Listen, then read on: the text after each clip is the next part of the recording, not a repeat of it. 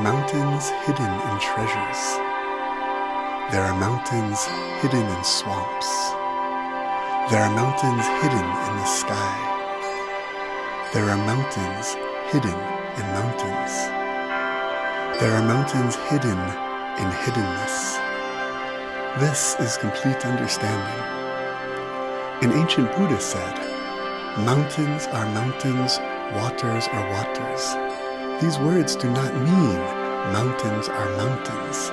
They mean mountains are mountains. Therefore, investigate mountains thoroughly. When you investigate mountains thoroughly, this is the work of the mountains.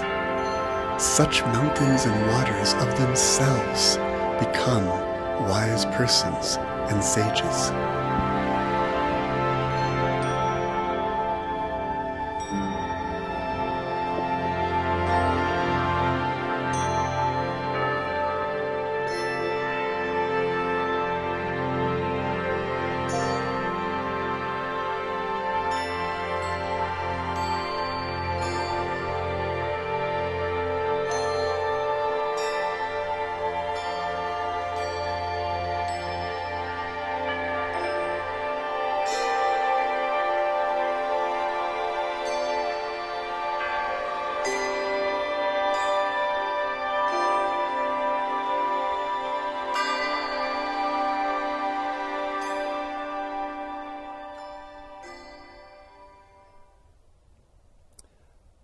According to the story, and I don't know how much of it is true, right after the Buddha's awakening, he was approached by Mara, who in Buddhism is sort of the archetype, I suppose you could say evil, but more accurately, the archetype of ignorance and delusion.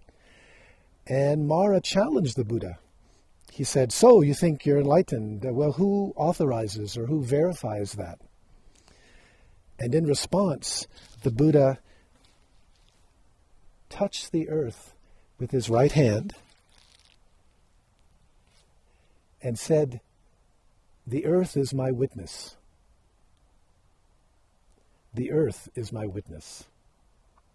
Now, I don't know if that story happened, and if it did, I don't know what it means. But when I think about it, especially in the context of Ecodharma, it's very suggestive.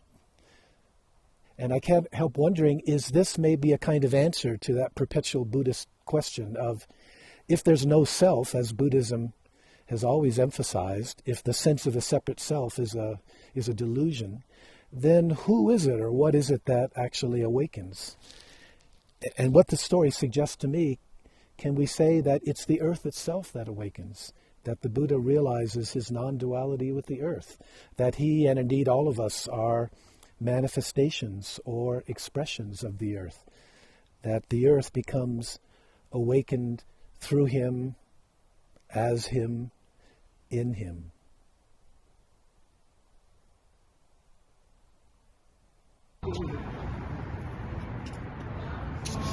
So I think David is pretty clear that awakening has the two sides.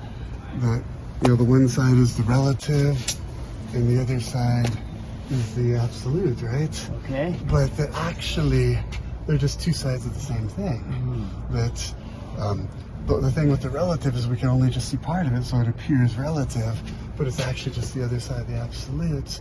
And then he claims that if we just hang out in the absolute, we're actually missing what awakening is about. So what do you think about that? Well, I'm always over here. This is where I hang out. I'm aware of that, but this is where my body is. You know what I'm saying? Hi, Peter. This way, rambling. Did you want to try it over here? See how it No, goes? I come over here every now and then. And that's Oh, what you're supposed to do. Yeah. I definitely come out over here. Yeah. I come over here, but then I'm like, okay, yeah. But I mean, what are you gonna do over here? That's exactly it. You got kids. I got a wife and a kid. And, Yeah. So I can't be over here. Yeah. What the hell? So Oh my God. So you're over here. What makes you want to walk over here? To come over here? Yeah. I Oh think man, it's I got wife and I got kids. every now and then I got to come over here because that gives you perspective on that, so that you are able to not be clinging. You know, yeah, that's it. Right. That's the whole thing. I think we're done here. Okay, all right. Let's Go move get on. it.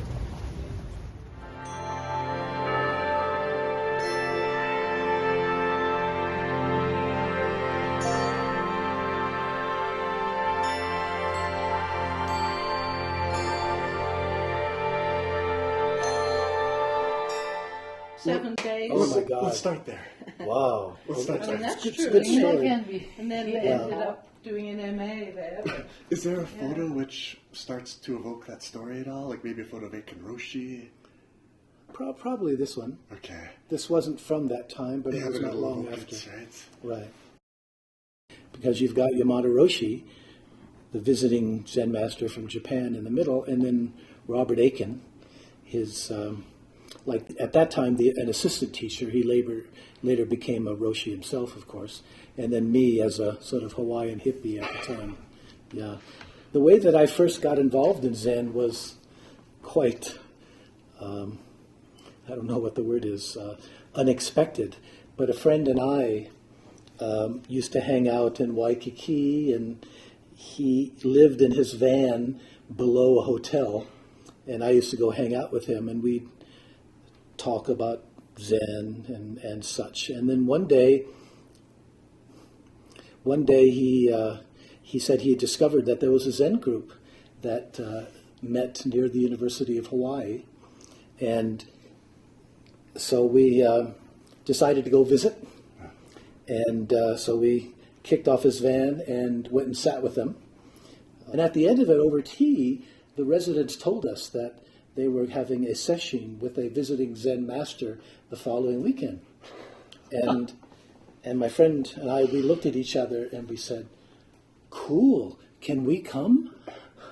And unbelievably, the people in charge said, "Well, I think there's a few openings still." But here's the point: we had never sat, and I didn't know what a session was.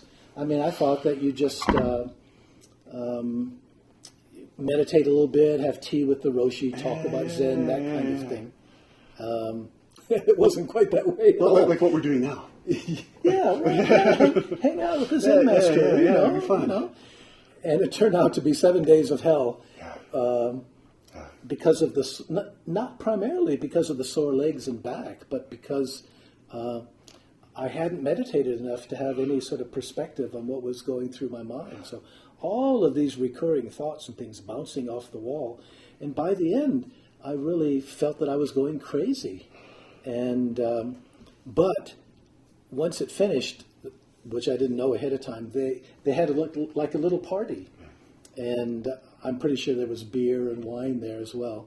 And by the end of the party, I felt great.